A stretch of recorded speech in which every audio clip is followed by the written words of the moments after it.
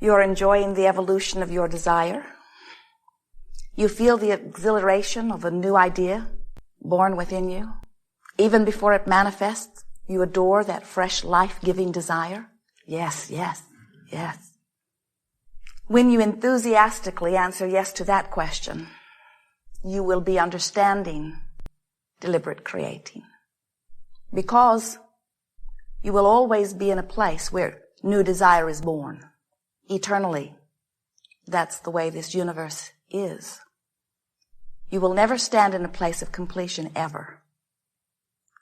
And when you really understand that, when you stop and say, I know I am eternally incomplete, it takes the edge off the discomfort of something wanted, not yet manifested. And if you are wise, it puts you in the place where you are softly and yet eagerly anticipating that which is to come without being uncomfortable about that which has not come.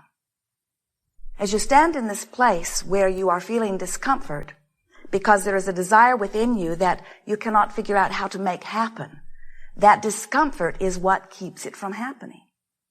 It's a discord, a vibrational discord that will not allow the source energy that is natural to you to flow. You are extensions of source energy. You are leading edge creators here in these physical bodies. And the reason that we call it leading edge is because this environment, this leading edge environment, is the fantastic variety or contrast that helps you, the focuser of energy, identify desire. And so as you identify a new desire, it shoots out of you. Every preference, even at a cellular level, is noted as desire. And when that preference is born, and it is constantly, source energy hears it vibrationally, responds to it instantly. Your answers are given immediately every single time. When you say, ask and it is given, you could not be more accurate. So why is it that the things that some are asking for seem to not be being received? It may be because you are not receiving them. You may not be in the receiving mode. You may not be letting them in. And the way you would know if you are in the receiving mode or not is if your desire is life-giving to you, if you feel enthusiasm or passion or anticipation or eagerness over the desire that is new within you, then you are in the place of allowing yourself to be the receiver of what you are asking for. But if you are feeling discomfort, if you are feeling unhappy, if you feel guilty or blameful, if you feel weary or tired, if you have desires and you are so aware of where you stand rather than being eager about where you are becoming, then you may very well be in vibrational discord to your own desire. It is only your own vibrational discord to your own desire that ever keeps anything that you desire from coming to you. Some of you remember seeing the two horses pulling the plow or pulling the wagon, hooked together with a collar. And when they pull together, there is ease in the experience. But when one is pulling and one is not, or they are seeming to want to go in opposite directions, it is a jerky and uncomfortable experience for everyone involved. And what we are wanting to help you to realize is that you are both of those horses within you. In other words, when your desire is moving in one direction, but your belief or expectation is moving in another, you are having an uncomfortable experience. So as we call this gathering the art of allowing, what it is really about is helping you to discover how to allow your own desires, how to allow yourself to be in any moment the pure positive extension of source energy that you really are. And you can tell by the way you feel how you are doing in that. When you are in alignment, you feel wonderful. That's what ease feels like. That's what exhilaration feels like. That's what passion is, or clarity, or vitality, or enthusiasm. That's what that feeling of well-being is.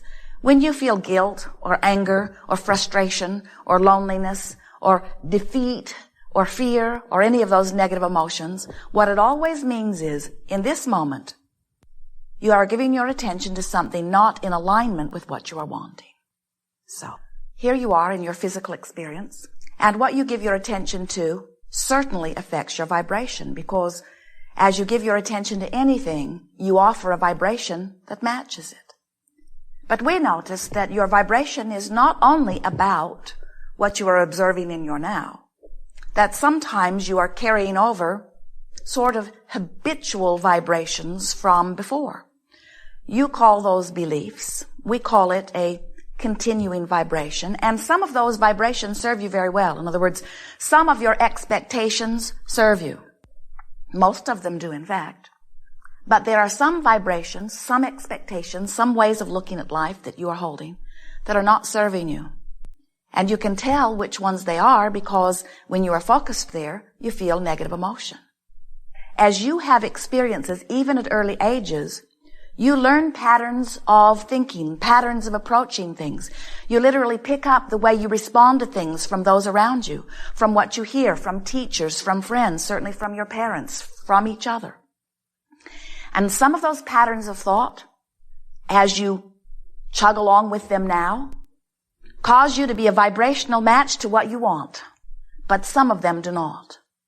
So what we are suggesting is that it would be extremely valuable to you if you were to begin to practice some exercises where you could choose what you want to be active within you, where you activate vibrations within you and practice them on a regular enough basis that you get this sort of momentum, vibrational momentum going so that it is less likely that you will stumble upon those old thoughts. When you go home, for example, and you see the familiar places and you hear the familiar words and you hear the familiar voices, it is a very normal thing for things that may not have been active within you for some time to become activated again. And we want you to not be fearful about anything that's activated within you because you certainly have the ability at any time to give your attention anywhere you want. We suggest a process that we are calling virtual reality.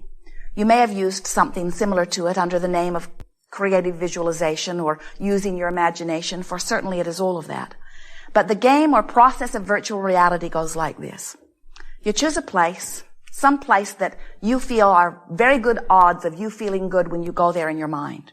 So you pick a place, you pick a time of year, you pick a time of day, you begin to observe what's around, whether it is flowers or mountain streams or wildlife.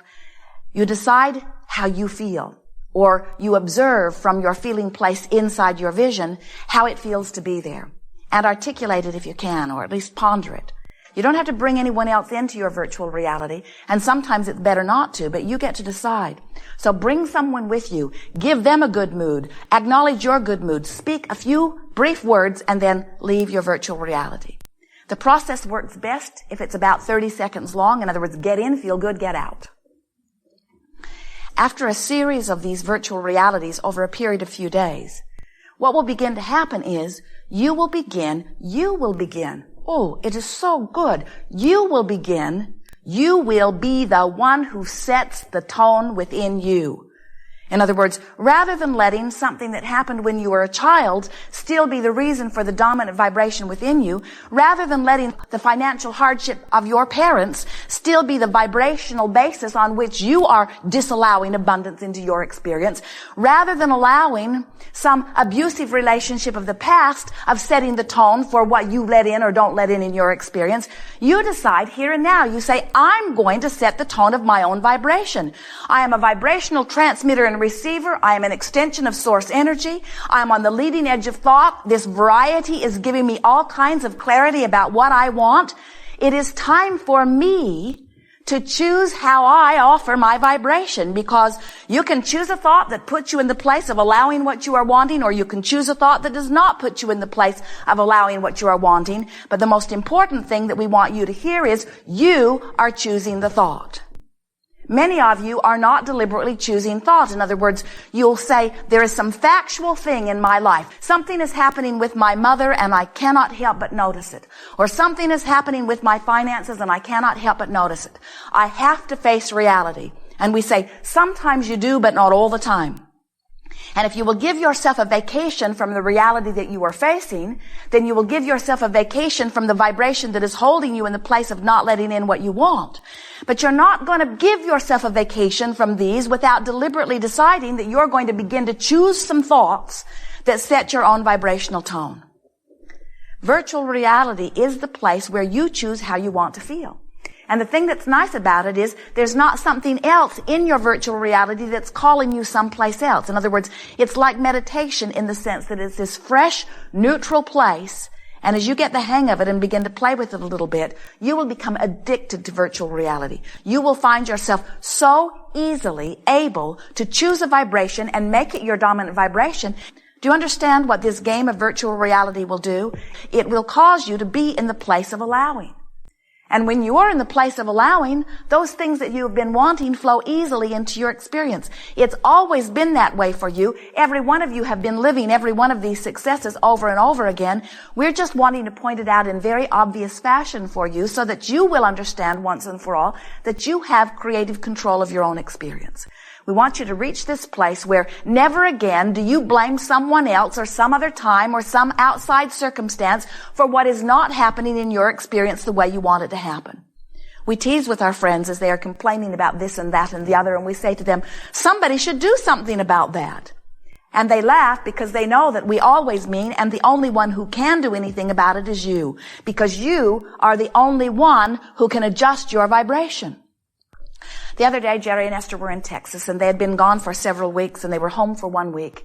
And like always, when they are in Texas, they have more to do than they can do. And Esther hit the floor running every morning. She had a long, long list. She was determined to get all of these things done before she left town.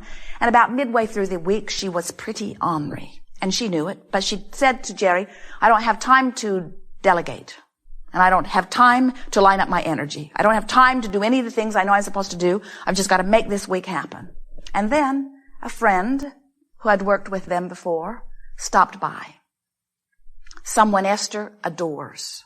Someone who adores Esther. And as this sweet young woman visited with Esther for 5 or 10 minutes, Esther felt Esther come back. She felt her joy return. She felt her clarity return. She felt her well-being return. And when the friend left, Esther said to Jerry, that felt so good. She said, more people should do that for me. And of course, it is nice when there's someone that you feel that way about and that feels that way about you. It is nice when someone who's tuned in, tapped in, turned on, comes into your experience and holds you as their object of attention and breathes fresh, loving well-being back into you. We know it's nice when that happens. But so many of you like that feeling of being adored that you become dependent upon it coming from the outside. And so you expect others to always do that for you, and more are not going to do it for you than are going to do it for you. And it's time for you to become independent of that. In other words, it is true you are uplifters, and it is delicious when you do that for someone or when they do it for you. But when we say someone should do something about that, we're talking about you. And this game of virtual reality is the best tool that we've ever seen utilized by you that will cause you to teach you that you can choose your vibration. Esther, in the first days of playing with it, got all worked up one day and she said, I can damn well choose what will be my dominant vibration. It's time for me to choose what is my dominant vibration. I'm not going to let it be something that's happening someplace else. I'm not going to let it be something that's happening in my neighborhood or in my community or in the Middle East. I'm not going to let others in whatever mess they've gotten themselves in, even if it is someone I adore like my parents, I'm not going to let that set my tone. Now, Esther was not exactly tuned in, tapped in, turned on as she was speaking in that way, but she was very much in stage 1 of making the decision. The rocket of desire was bubbling within her. And when the rocket shot out, she said, I can choose how I feel. I can choose what I think about. And then she set out to do it. She has the good fortune of driving 400 or 500 miles nearly every day. And while they are driving, it is a very nice time. Esther gets behind the wheel of the big monster bus. Jerry goes in the back and puts his headphones on and works on whatever he's working on, and Esther does virtual reality. So as we're moving forward here today, we'll play the game of virtual reality, and you will feel the sweet relief of finding a thought off the subject of your concern, putting you in the place of allowing, and as you practice it again and again and again, what you will begin to notice is that within about 30 days, less in some cases, you will be in charge of how you vibrate. And when you are, you'll be in the place of allowing more often than not. And when you are, those things that you've been asking for that have seemed stubbornly stuck will break loose. No exceptions.